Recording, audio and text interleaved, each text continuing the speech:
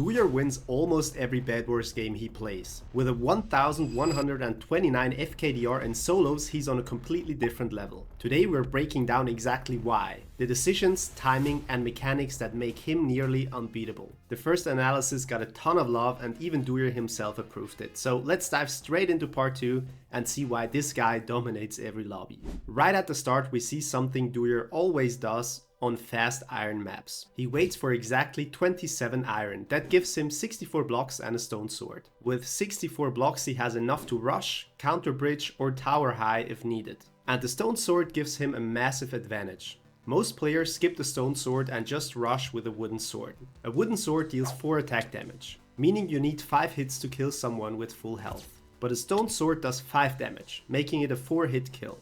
That's one less hit, which in early fights with no upgrades can decide the rush. Now here's a key tip, don't be the red guy, always be aware of your surroundings. Keep your block sound volume maxed so you can hear when someone's bridging or placing blocks near you. Dewier knocks red into the void, and here's where most players would lose, but Dewier doesn't. Immediately after the kill, before trying to break the bed, he switches into F5 mode. He spots green diagonally rushing him, which is super uncommon on this map. He makes a split-second decision. Still get red's bed, but plan for defense. With the diamond he picked up, he buys a minor fatigue trap. That's a tiny detail that could literally save his game. But then instead of pushing red and trying to final kill him, he voids. Because if he stayed, green would have destroyed his bed and one lucky combo could have ended everything for him.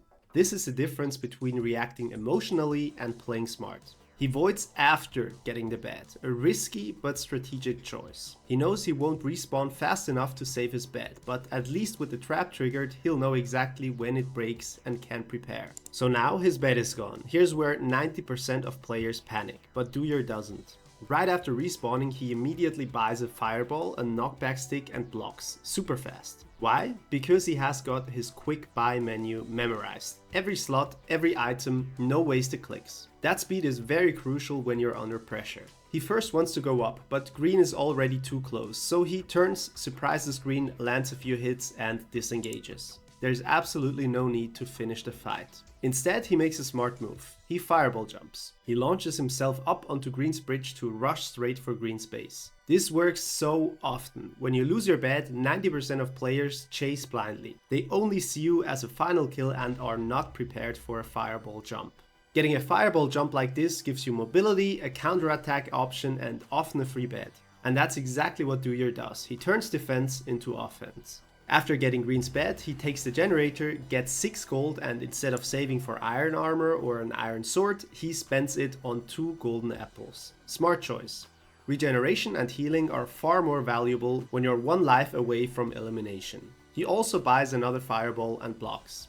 Then he heads to middle, which is risky but a necessary move. He doesn't have protection, still has leather armor and doesn't have a bed, but he's confident and strategic. Notice how he's not rushing or speed bridging.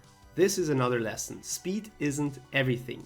He bridges slower on purpose to keep his view wide and watch for incoming fireballs. He's not using F5 here because he needs to be ready to hit the fireballs back. That awareness can really save your life.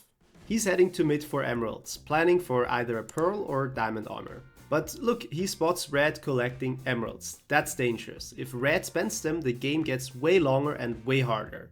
Dewier knows he needs to target red now. Before engaging, he switches to F5 again to scan for others. The last thing he wants is to kill red, drop to 1 heart and then get third-partied.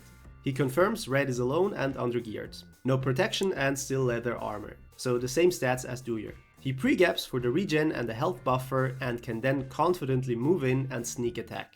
Red on the other hand isn't paying attention. If he had used F5 or had his sounds higher, he would have heard the eating sound of the golden apple. Dewier sneaks up, lands multiple hits and gets the kill. He walks away with 2 extra diamonds and 5 emeralds. That is quite huge. Targeting players early who collected emeralds can really decide between a loss and a win. Now look where he heads after the fight, towards blue and red. That area is empty, no players around and a great place to gear up safely.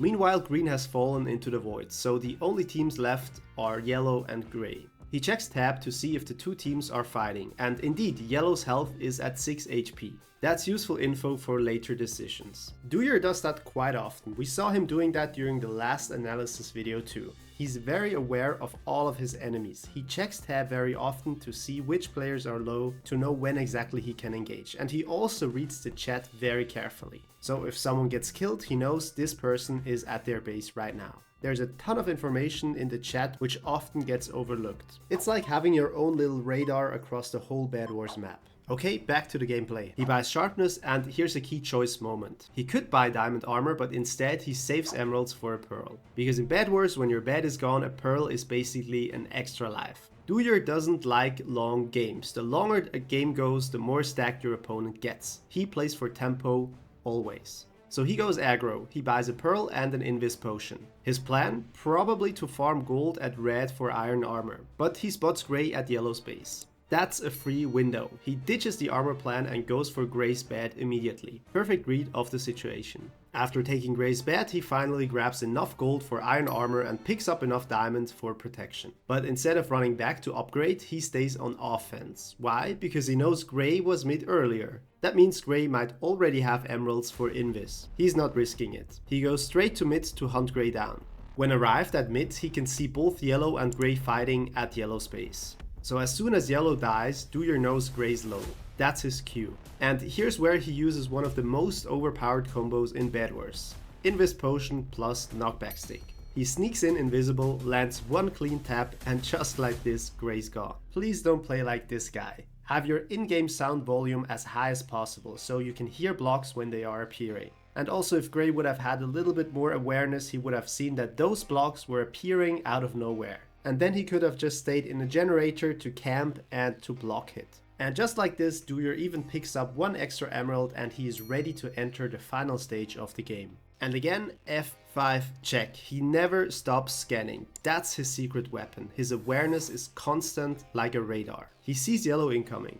Now he panic buys 3 bridge eggs. Personally, I would go for at least 1 jump potion, but he doesn't have time. He also grabs a few fireballs and a speed potion. And here comes one of the smartest plays in the match. He drinks speed, baits yellow behind the base, then breaks line of sight and sprints across the map. With speed, yellow will never catch up. Dewier fireball jumps onto the bridge and keeps checking for fireballs the entire way. From there, it is game control. He takes yellow's bed cleanly, and with 4 fireballs in his hand and solid positioning, he's in full clutch mode. Remember, he lost the bet in the first minute of the match. But through smart choices, awareness and constant control, he turns it into a flawless comeback. He secures the win not by flashy bridging or lucky PvP, but by pure game sense and decision making. And if you think this was good, wait until you see what he does in part 3, it's even smarter. And there's one play that looks straight out of a montage. So hit like if you want to see a part 3 and if you learned something new, and let's keep improving together.